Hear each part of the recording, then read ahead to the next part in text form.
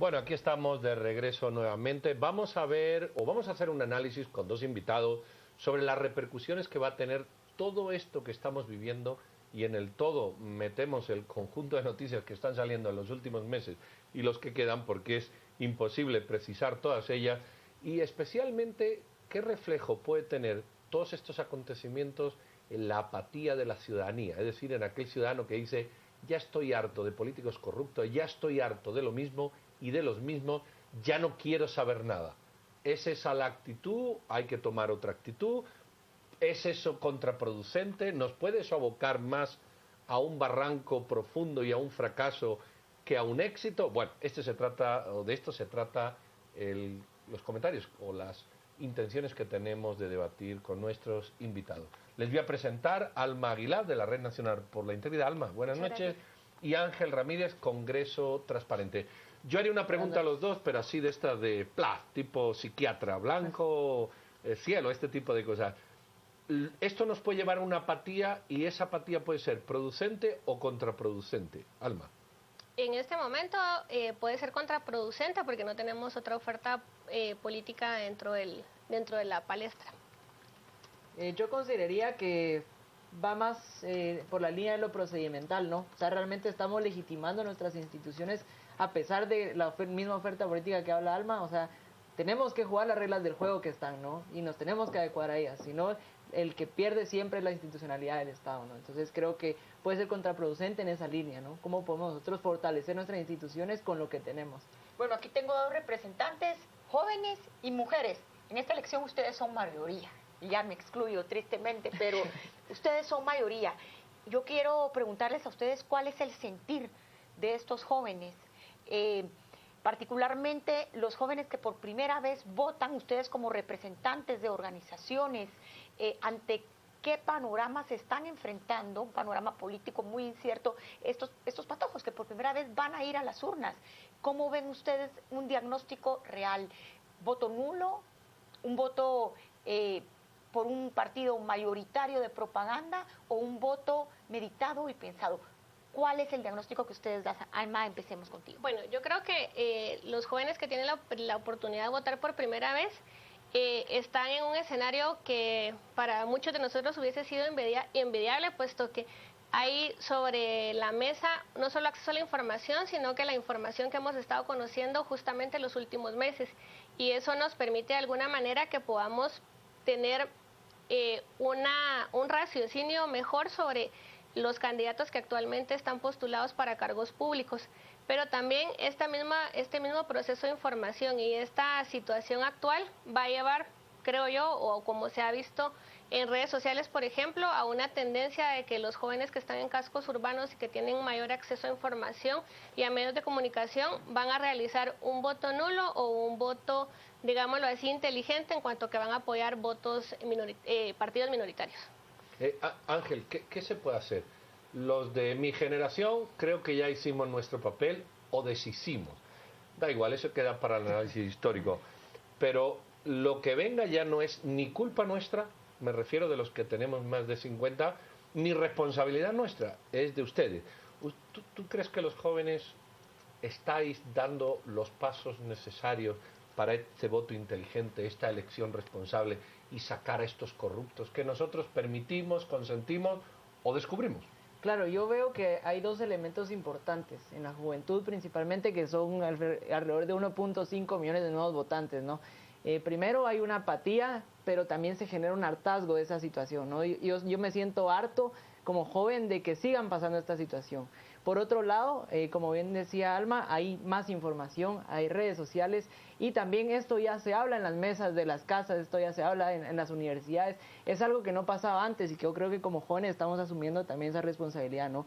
Cómo nosotros estamos conversando, a pesar de que estamos hartos de la institucionalidad política tradicional, los partidos políticos grandes, estas instituciones políticas tan corruptas, pero lo estamos hablando. Y yo creo que el poder compartir eso en una mesa con la familia, con los amigos en la universidad, empieza a ser un avance, y que empieza a dar esa responsabilidad a los jóvenes de cómo nosotros podemos asumir ese reto. A pesar de ello, pareciera como que todavía hay muchísima apatía por el tema político en Guatemala. ¿Qué podríamos hacer para que esta apatía se rompa y demostrar que el voto es importante en estas elecciones y que lo debemos emitir, nos guste o no el sistema político que tenemos? Claro, definitivamente hay que darle la importancia a las instituciones como tal. Como mencionaba antes, ¿no? Las reglas del juego no van a cambiar porque yo me siento harto. Eso es claro que lo tengamos muy definido, ¿no? Entonces, ¿cómo nosotros, a pesar de que estamos hartos de esa institucionalidad, cómo nosotros podemos asumir el reto de defenderla y mejorar el sistema también, ¿no? Es decir, no podemos dejar a las instituciones por un lado y querer cambiarlo por el otro, ¿no? Obviamente las reglas del juego son claras y no podemos, por mucho que exista el sentimiento de querer aplazar las elecciones, de querer quitar a todos los candidatos, o sea, realmente eso es casi imposible, ¿no? Que nos quedemos sin candidatos, ¿no? Entonces, por muy mala que sea la oferta, tenemos que encontrar esa estrategia, esa inteligencia, esa información de cómo nosotros podemos utilizar todas las fuentes de información para seleccionar a los mejores candidatos. Alma, una sociedad joven y una sociedad informada a través de redes, pero no siempre es así. Hay una sociedad rural que evidentemente escapa, no sé si de parte de esto de todo. ¿Cómo llegar a esa sociedad rural? ¿Cómo describiría esa sociedad rural? ¿Realmente hay una separación clara entre urbano y rural? Me gustaría que reflexionara. Bueno, nosotros como Red Nacional por la Integridad actualmente trabajamos en 40 municipios del país y eso nos permite tener una radiografía interesante para poder entender los fenómenos políticos coyunturales y particularmente entender también que pese al municipio en el cual estamos trabajando, sí hay una diferencia real entre la población joven que es de cascos urbanos y de cascos rurales. Sin embargo, lo importante de resaltar es que generacionalmente estamos como jóvenes hartos de la situación actual, hartos de que el alcalde llegue a inaugurar 3 veces el camino, harto de que lleguen a un centro de salud y no haya un médico que lo atienda porque simplemente no hay recursos para pagarle a ese médico, hartos de que mujeres mueran a mitad del camino porque no tienen ese acceso cercano a un puesto de salud. Y eso se ve, se siente y es palpable en jóvenes de áreas rurales y de áreas urbanas. Evidentemente la penetración de Internet y del acceso a estos es muchísimo menos intenso como desde la ciudad lo percibimos y creemos que porque nosotros tenemos acceso a redes sociales todo el mundo lo va a tener, mientras que en la realidad hay jóvenes que deben de movilizarse entre 2 a 3 horas para llegar a un punto de Internet. Permíteme una pregunta que hay aquí para completar esto y redondearla. Sí. Hay mucha gente que dice, bueno, esto vale para la capital, esto no vale dentro, y además lo dice así, dentro hay un montón de gente que no se entera, que no oye nada de esto, hay gente, decía hace un rato, que ni se ha enterado que la señora Valdetti dimitió. ¿Eso es verdad? ¿O tú que vives con jóvenes no es tan verdad?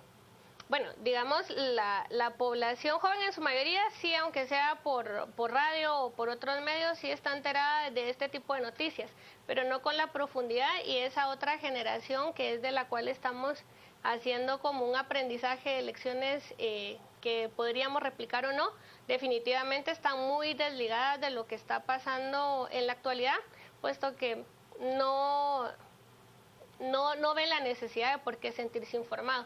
Entonces, creo que lo que se ha conversado en las redes sociales en los últimos meses responde también a una coyuntura en la que la misma ciudad que vivimos en la ciudad, hasta ahora estamos en realidad informándonos sobre lo que pasa en el ámbito político. Creo que desde hace muchos años han habido diferentes movimientos ciudadanos en donde se ha visto la apatía de la gente que vive en los cascos urbanos. Entonces, ¿por qué ahora creemos que somos solo los de la ciudad quienes estamos participando y quienes nos estamos movilizando, cuando históricamente en el interior del país hay muchos procesos y formas de participación ciudadana que porque no estamos cerca creemos que no existen, ¿verdad? Ahora, Ángel, yo te quisiera preguntar en ese sentido, hablemos un poquito y quiero ser muy directa. ¿Cuál es la percepción de los jóvenes? Hablemos de la capital o de cascos urbanos y del interior, sobre, por ejemplo, Manuel Valizón. ¿Cuál es el sentir? Bueno, yo creo que ahí tiene un elemento bastante interesante, porque en los cascos urbanos hablamos más cuestiones de los partidos políticos, de las reglas del juego, ¿no? De la parte institucional, de la corrupción, de la transparencia, ¿no? Pero en los cascos urbanos no se habla de eso. Realmente en los cascos urbanos se habla de los resultados sustantivos que ha tenido la democracia en nuestro país. Seguimos con crisis en salud, seguimos con crisis educativa, seguimos con crisis de nutrición, eso es lo que ellos hablan. Entonces, realmente muchas veces lo que ellos se dan cuenta cuando llega alguien como Manuel Valizón, muchas veces pasan, una parte por qué nos van a dar y por otra parte qué es lo que él va a hacer en estos problemas específicos que esta democracia no nos ha solucionado a nosotros, ¿no?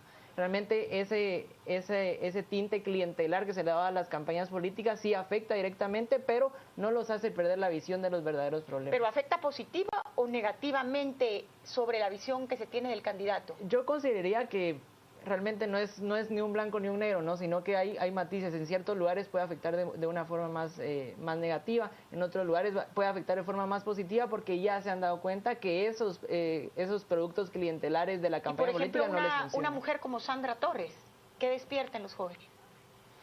Bueno, yo creo que en los jóvenes despierta una sensación de que estuvo muy cerca del poder, por decirlo en términos políticamente correctos, pero que al final de cuentas muchos sabemos cuáles son las problemáticas y lo dicen todos los candidatos a presidentes, pero nunca escuchamos los cómo. Y al igual que Sandra Torres, pues habla de oportunidades, pero no tenemos claro todavía los cómo. Y pese a su conocimiento del ejercicio público, deberíamos entonces tener de ella una propuesta, digamos, más estructurada y más metodológica para entonces pensar que podría ser una persona con más experiencia. Ángel, la no inscripción de Portillo y otros.